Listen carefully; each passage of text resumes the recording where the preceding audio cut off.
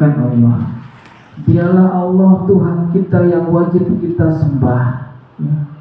Dialah Allah Tuhan kita yang Maha Kuasa atas segalanya.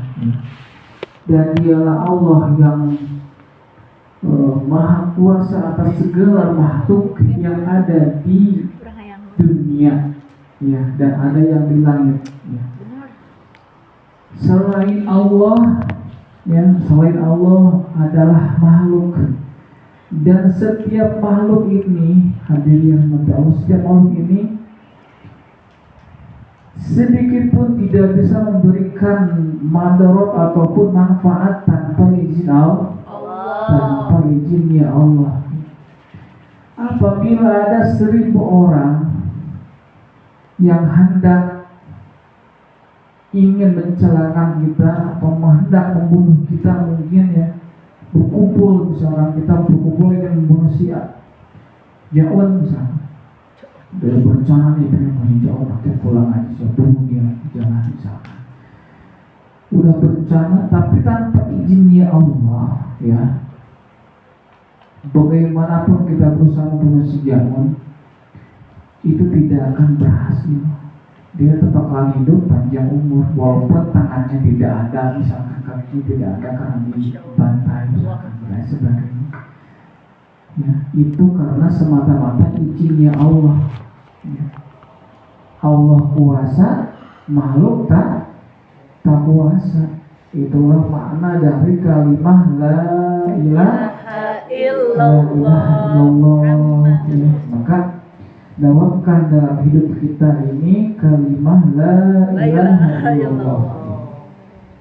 Kenalkan. Maka hadirin yang dirahmati Allah, bahkan hidayah ini itu hanya Allah yang kuasa.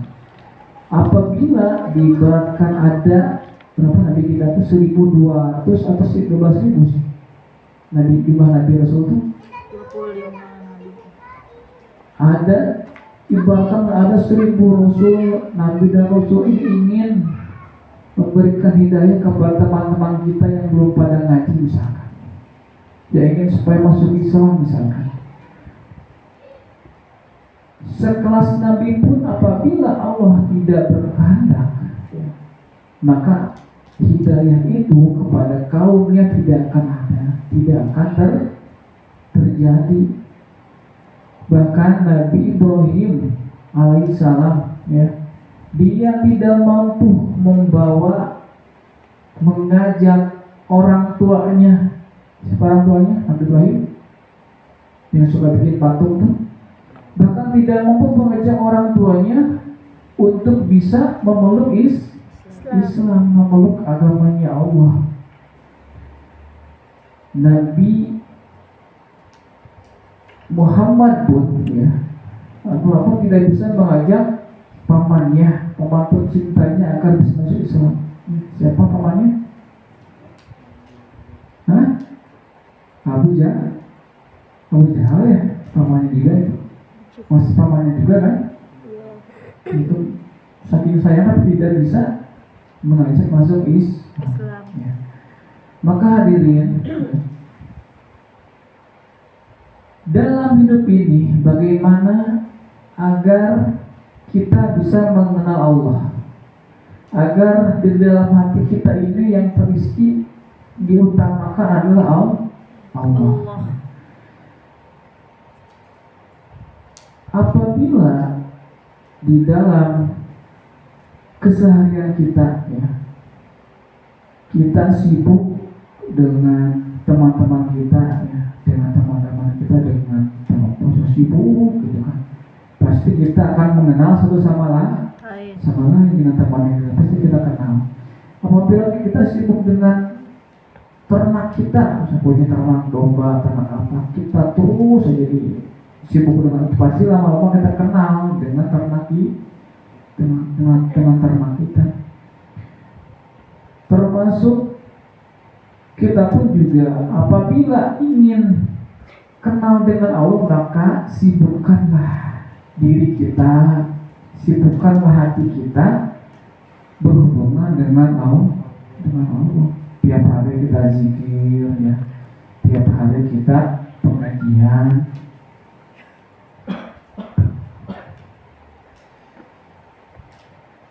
Tiap hari kita pengajian ya. Maka lambat laun kita di dalam hati kita akan mengenal Allah. Bagaimana mungkin hadirin, bagaimana mungkin di dalam sebuah kandang ayam ya, ayam bisa masuk kalau di dalamnya masih ada musang? Bagaimana mungkin coba? Bagaimana caranya biar ayam bisa masuk ke dalam kandang? Ada yang tahu? Caranya gimana? Ada yang tahu bagaimana caranya ayam bisa masuk ke dalam kandang yang ada musangnya? Yaitu dengan cara musangnya kita keluarkan, ya, kandangnya kita bersihkan, pintunya kita buka, maka otomatis ayam akan masuk dengan nyaman. Dan bagaimana mungkin hadirin yang dirahmati Allah, ada sumur, air sumur yang dalamnya ada bangkai tikus, bangkai kucing atau lain sebagainya, ada bangkainya, bisa menjadi bersih apabila kita tidak bersihkan dulu airnya. Walaupun itu dituangkan oleh air jam-jam sekalipun, tetap aja bakal bau bangkai. Maka caranya apa tadi? Bangkainya kita keluarkan, kita bersihkan dulu, maka airnya akan bersih. Begitupun dengan hati kita ya. Coba belajar untuk mengesampingkan dunia ini di dalam hati kita. Dunia ini di hati jangan di hati, tapi di tangan. Jangan sampai pikir kita, bangun tidur kita, langkah kita, gerak kita hanya dunia.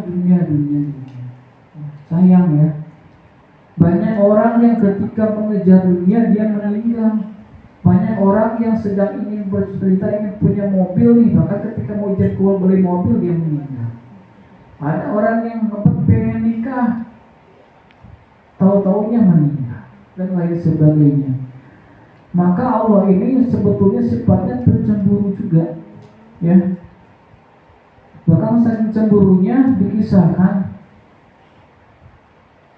Nabi Nabi ayahnya Nabi Yusuf itu Nabi Yakub ya. Nabi Yakub ini memiliki 12 orang anak. Salah satunya adalah Nabi Yusuf alaihissalam.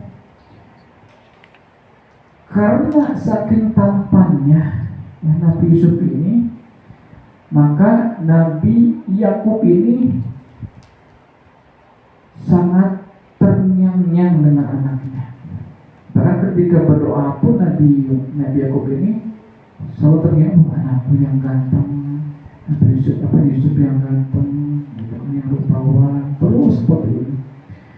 Nah sehingga Allah itu cemburu, ya. Bahkan saudara-saudara pun yang sebelah saudaranya itu saking irinya, bahkan timbul hasad ingin membunuh Nabi Yusuf alaihissalam.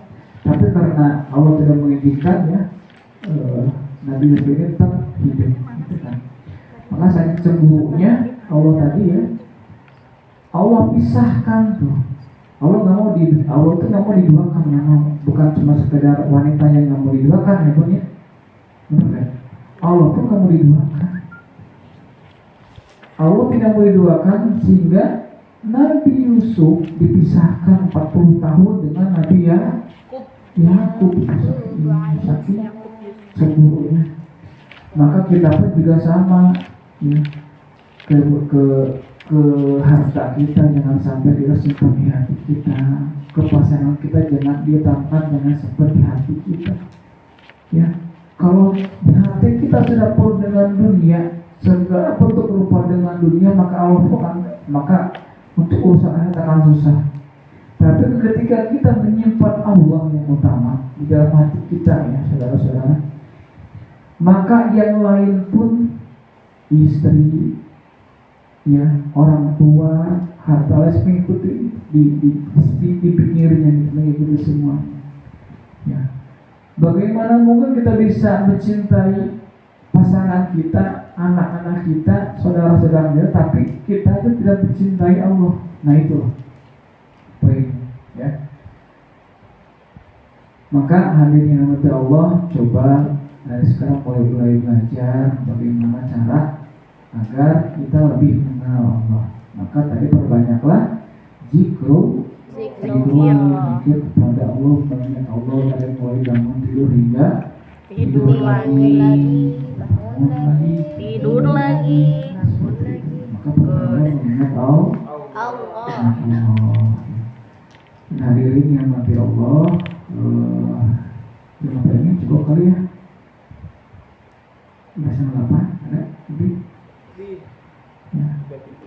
Lebih 7. Bisa lah. Jadi hari yang mati Allah, bahkan ada seorang ulama besar ya. Ini kisah nyata ya. Dia ini sedang berdakwah ke luar negeri. Berdakwah ke luar negeri, dia disambut ketika turun dari bandara ya, di sana itu dijemput oleh sebuah mobil yang sangat yang sangat mewah ya, mungkin mobil Lamborghini, mungkin mobil apa. Begitu naik, ulama tersebut bilang seperti ini, ya Allah, ini berkah dari dakwah, berkah dakwah, sehingga dia bisa naik mobil yang sangat mewah, dijemputnya gitu kan. Wah, merasa bangga, merasa agung dalam dirinya, dalam hatinya seperti itu. Sampai satu ketika dia berhenti di sebuah lampu merah berhenti. Tiba-tiba di pinggirnya itu ada lagi mobil yang sama, warnanya pun juga sama, ya kan? Dan si ulama ini melihat, sama mobilnya. Tapi ada satu hal yang mengganjal. Tiba-tiba itu kaca dibukakan oleh mobil yang sebenarnya lagi. Di situ ada seekor anjing sambil meler lidahnya, ya. Sambil meler lidahnya, maka di situ langsung ulama tersebut langsung beristighfar. Kenapa jauh beristighfar? Ketika melihat seekor anjing di dalam mobil yang sama bentuknya, warnanya, ya, sahabat tersebut beristighfar. Itu semua dikarenakan ya Allah, ternyata